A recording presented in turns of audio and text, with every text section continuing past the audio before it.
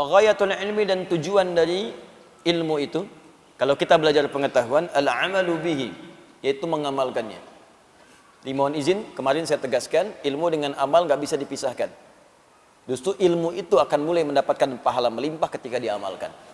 Anda belajar fikih sholat, kalau nggak pernah dipakai sholat, kapan datang pahalanya? Hanya berhenti di saat belajar saja. Makanya ayo teman-teman, jangan batasi di majelis ilmu. Anda yang kuliah pun, niatkan sebagai ibadah karena Allah. Begitu Anda bekerja, itu jadi pahala. Pernah nggak kepikir ke situ? Yang kuliah di ITB, di IPB, di UI, di IAIN, di UIN, dimanapun, coba niatkan sebagai ibadah. Nanti ketika diniatkan sebagai ibadah untuk mengamalkannya, Allah akan permudah dan berkah nanti ilmunya. Berkah. Jangan dikira itu mendapatkan ilmu hanya ilmu agama saja, tidak, ilmu umum juga kalau diniatkan untuk kemudian berkhidmat kepada Allah untuk ibadah, nanti akan ada manfaatnya. Masuk ITB, pengen jadi insinyur, masuk jurusan arsitektur, keluar dari situ bisa desain masjid, desain hotel dengan musolanya, sipilnya bikin jalan. Begitu diniatkan sebagai ibadah, berapa banyak orang lewat untuk umroh di situ. Ini jalan ini aja, berapa banyak orang lewat untuk sholat ke Al-Azhar. Subuh ini aja, berapa banyak lewat situ. Berapa banyak yang pakai keran di situ untuk wudhu. Berapa banyak yang ke toilet. Anda bayangkan, kalau cuma ngejar dunia, nggak akan dapat tuh pahala akhirat. Tapi kalau ilmu Anda dipakai untuk berniat ibadah kepada Allah, Anda bikin kemudian desain kerannya, Anda bikin jalannya, Anda bikin bagian tempat wudhu dengan toiletnya. Begitu dipakai, dunianya dapat. Dunia diberikan panjar duluan. Pahala akhiratnya, setiap yang wudhu, Anda dapat pahalanya. Setiap yang lewat, Anda dapat pahalanya. Dan saat belajar itu demikian, Allah akan berikan kemudahan. Makanya ilmunya berkah. Coba lihat orang-orang dulu itu. Yang makannya Masya Allah, kadang-kadang sekedar singkong. Ya, kadang-kadang ketemu nasi pun sehari cuma sekali. Itu pun dibagi lagi dengan 6-5 orang. Tapi dahsyatnya ilmunya berkah. Saya kalau lihat orang dulu belajar bahasa aja, jarang yang ada satu bahasa. Minimal 2. Bahasa Indonesia, bahasa Belanda. Never dong. Misalnya, mana si pitung? Belanda dapat. Jepang ada yang bisa bahasa Jepang. Orang dulu.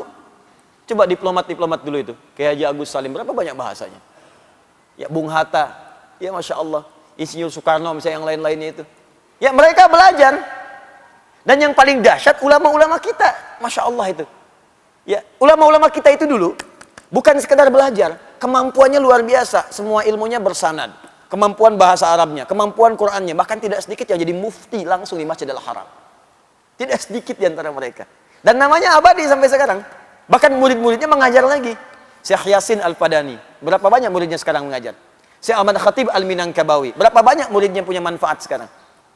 Jadi saya sarankan kalau kita mau belajar, dimanapun itu, termasuk Anda yang sekolah di kampus-kampus umum, ayo bikin konsep untuk ibadah. Dengan ilmu ini, saya akan berkhidmat. Ingat pesan saya, kalau Anda kejar akhirat, dunia akan ikut. Tapi kalau Anda kejar dunia, akhirat akan meninggalkan Anda. Kita kesini untuk ibadah. Sholat, taklim. Dunia ikut. Begitu selesai, ada kopi, ada sarapan, ada pisang. Dunia tuh. Tapi kalau kesini coba nyari pisang, akan dapat. Udah akhirat gak dapat, pisang gak kebagian. Paling gak enak tuh. Akhirnya bikin status, ternyata di Al-Azhar nggak ada pisang. Anda kesini mau cari pisang, mau cari ilmu. Jadi kalau kita nyari akhirat tuh ikut dunia semua. Saya sering katakan begini, rezeki itu udah diatur. Surga kita yang belum jelas. Dunia tuh nggak usah capek lah. Ya, yang capek pada dunia, dia belum paham dunia. Makanya pelajari ilmunya supaya nggak susah. Ini di rumah tangga ribut karena nggak pelajari ilmunya. Jadi nggak selesai-selesai. Padahal kadang-kadang cuma beres dengan senyuman aja, tapi kadang nggak beres-beres. Kenapa? Karena ilmunya nggak dipelajari. Di bagian pertama, ghayatul ilmi al-amalu bihi. Ya, jadi mohon izin, orang yang belajar itu tujuannya untuk diamalkan. Kemudian itulah menjadi buah dari pengetahuannya yang bermanfaat untuk hidupnya di dunia dan bekalnya ke akhirat.